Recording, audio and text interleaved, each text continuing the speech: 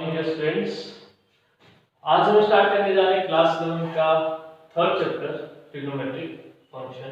ठीक है, तो यहाँ पर हम आपका अभी कुछ बातें देखेंगे ट्रिग्नोमेट्रिक। देखो, अगर मैं क्लास 10 की बात करूं तो कितना आप जानते हो ट्रिग्नोमेट्री क्या है। फंक्शन जो हमने लास्ट चैप्टर में देखा था, सेकेंड चैप्टर, ठीक है, तो वहां पे हमने फंक्शन को क्या डिफाइन किया था कि जब हम कुछ वैल्यू रखते हैं तो हमको कुछ वैल्यू मिलेगी, मतलब फंक्शन डिफाइन होगा, किसी भी पॉइंट पे फंक्शन डिफाइन, उसमें कुछ वैल्यू आनी चाहिए। तो आप देख सकते हो ट्रिग्नोमेट्रिक फंक्शन भी यही है। sin थीटा थीटा की जगह 0 रखते हो तो कुछ मिलता है, 30 रखते हो कुछ मिलता है, 60 रखते हो कुछ मिलता है, तो ये भी एक क्या है, फंक्शन है। तो अगर मैं बात करूं इससे पहले जो आपने पढ़ा है उसकी, तो a b c थीटा, ठीक है, तो हमने पढ़ा था sin theta is equal to perpendicular upon hypotenuse, means AB upon AC। cos theta is equal to base upon hypotenuse, which is BC upon AC. tan theta is equal to perpendicular upon hypotenuse AB upon AC. अब एक बात कोशिश करते हैं समझने की ये बातें कहां से आ रही हैं। ठीक है, आज तक हमने देखा कि हमने सीधे देखा कि ये होता है sin cos tan। अब देखते हैं एक बार ये sin cos tan, ये AB upon AC या BC upon AC या AB upon BC चीजें आ कहां से रही हैं। ठीक है, तो उसके लिए एक सबसे पहले आपको एक बात समझनी होगी, ये एक लाइन है, ठीक है, एक फिक्स लाइन है, ठीक है, एक इसके ऊपर टर्मिनल लाइन इसी के ऊपर है, अभी इसी के ऊपर दूसरी लाइन है, मान के चलो टर्मिनल, इनिशियल और टर्मिनल दोनों एक ही के ऊपर है। अब टर्मिनल लाइन टर्मिनेट होगी, ठीक है, घूमते हुए जाएगी, तो मान लो वो लाइन रिवॉल्व होके यहां पर पहुंची, ठीक है, तो ऑब्वियस है कि कुछ एंगल क्रिएट किया होगा, एंगल थीटा। तो एक बात आप और समझ सकते हो कि ये जब पूरी लाइन दोबारा से यहां पहुंच जाएगी तो कितना डिग्री बना देगा, 360 डिग्री। तो मैं एक बार में इसको कुछ ऐसे बना देते हैं, एक सर्कल बना लेते हैं, ठीक है, तो कुछ ऐसे मान लीजिए ये लाइन जो इसके ऊपर थी, फिक्स लाइन के ऊपर जो टर्मिनल लाइन थी, वो रिवॉल्व होके यहां पहुंची, ठीक है, थोड़ा सा टिल्ट भी तो यहां पहुंची। तो अगर मैं इसको यहां से परपेंडिकुलर ड्रॉ करता हूं और इस पॉइंट को कहता हूं कि ये पॉइंट है O और ये पॉइंट है B, इसको C कहते हैं। तो यहां से यहां तक डिस्टेंस लेट x और ये distance let y and this is radius r होगी, ठीक है, ओके। अब बात समझो, sin थीटा हमने क्या लिया है, AB अपॉन AC। अब मैं इसके हिसाब से sin थीटा को एक्सप्लेन करता हूं कि sin थीटा क्या होता है। sin theta is distance of point A from x-axis upon radius। बात समझना, मैंने कहा sin थीटा इक्वल टू क्या, distance of point A from x-axis upon radius. तो इस पॉइंट A की x-axis से डिस्टेंस कितनी है, y, अपॉन रेडियस कितना, r। तो sin theta is equal to y upon r। तो आप समझ सकते हैं परपेंडिकुलर अपॉन हाइपोटेन्यूज, ठीक। ऐसे ही cos थीटा इक्वल टू क्या हो जाएगा, इस पॉइंट A की y एक्सिस से डिस्टेंस, मतलब ये डिस्टेंस, और इसको मैं बेसिकली क्या कह सकता हूं, x, तो x अपॉन रेडियस r, तो क्या बना, बेस अपॉन हाइपोटेन्यूज। ऐसे ही tan theta is equal to क्या, परपेंडिकुलर अपॉन बेस, ठीक है, तो यहां से क्या बन जाएगा आपका y अपॉन x, या मैं सीधे कहूं इस पॉइंट A की x एक्सिस से डिस्टेंस अपॉन y एक्सिस से डिस्टेंस, तो क्या बन जाएगा y अपॉन x, ठीक है। ये basically sin cos tan theta हो गई डेफिनेशन की। sin थीटा अगर कह रहे हैं परपेंडिकुलर हाइपोटेन्यूज को कहां से आ रहा है, cos कैसे आ रहा है, 10 डिग्री से आ रहा है। ठीक है, आप वीडियो को पॉज करके इसको नोट कर सकते हैं। अब बात करते हैं पॉजिटिव एंगल और नेगेटिव एंगल। ठीक है, अब ये सीधे बेसिक क्लास 11 में आ गए जो यहाँ पर जरूरत है। तो पॉजिटिव एंगल और नेगेटिव एंगल क्या होता है? ठीक है, तो मैंने कहा था एक फिक्स लाइन है, ठीक है, और एक टर्मिनल लाइन जो टर्मिनेट हो रही है। ठीक है, तो जब ये लाइन रोटेट होगी किस तरफ? एंटी क्लॉकवाइज, एंटी क्लॉकवाइज, तो यहां पर एक एंगल क्रिएट होगा थीटा। तो this is called a positive angle, ये पॉजिटिव एंगल देगा। और यही चीज अगर नीचे की तरफ रोटेट हो रही है तो यानी कि क्लॉकवाइज, तो ये एंगल क्या हो जाएगा? Negative angle.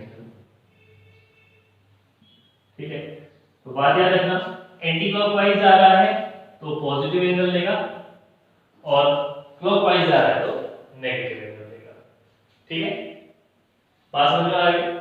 तो इसको आप नोट करते रहना साथ में। ठीक है, अब बात करते हैं कुछ सिस्टम की।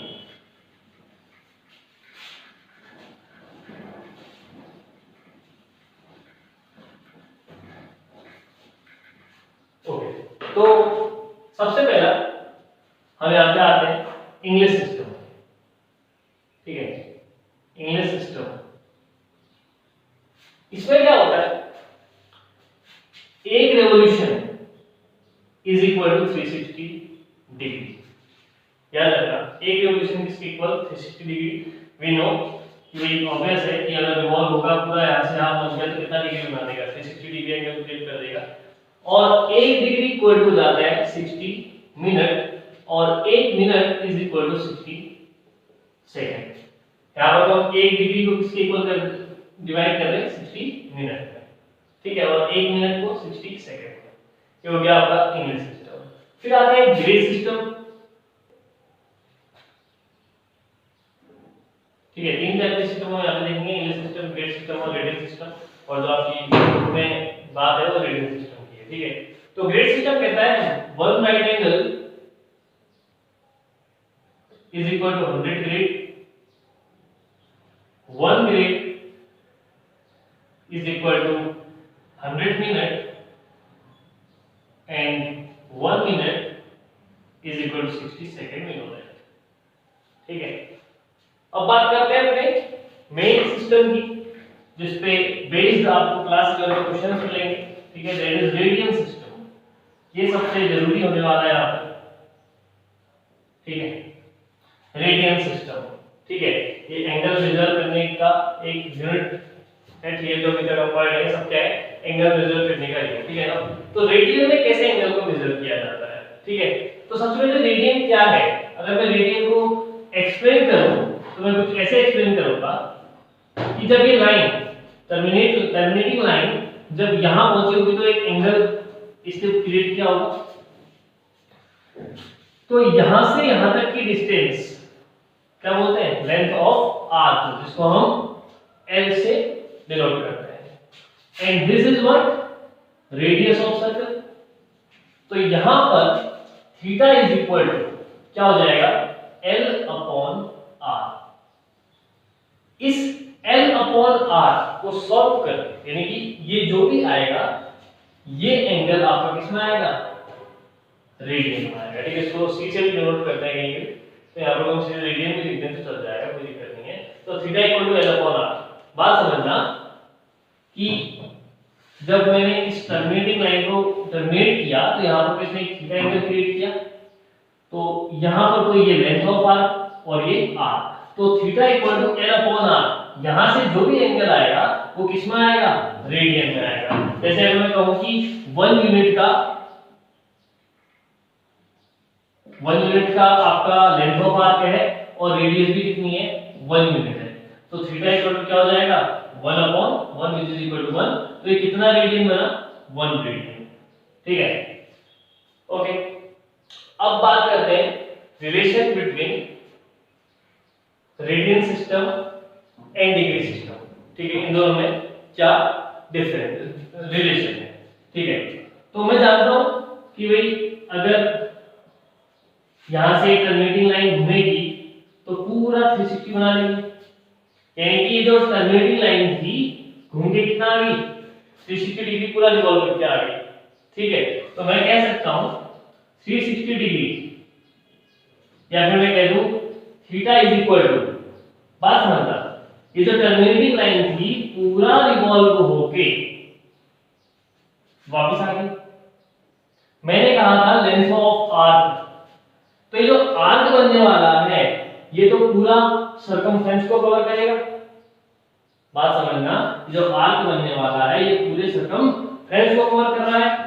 2 पाई r अपॉन हमने कहा था रेडियस ले लेंगे, तो थीटा कितना 360 degree is equal to r से r कैंसिल कितना आया 2 पाई, या फिर मैं कह दूं 180 is equal to pi radian,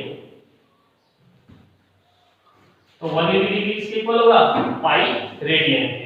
बात समझना, हमने क्या कहा, हमने कहा कि जब ये टर्मिनेटिंग लाइन पूरा रिवॉल्व होकर यहां पर आ जाएगी तो एंगल कितना क्रिएट होगा 360 डिग्री का।